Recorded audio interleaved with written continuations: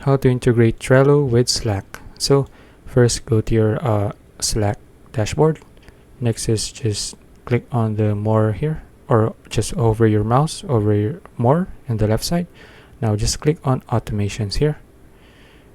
Okay, now just click on apps and then look for Trello, this one. Then just click on add. Okay, now let's just wait for it to load. Okay, now just click on add to Slack. Okay, click on add to Slack again. Trello workspace. Okay, now just click on add to Slack. Okay, now click on allow.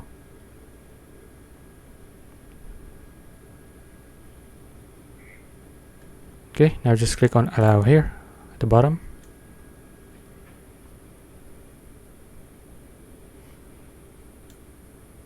Okay, now there you go.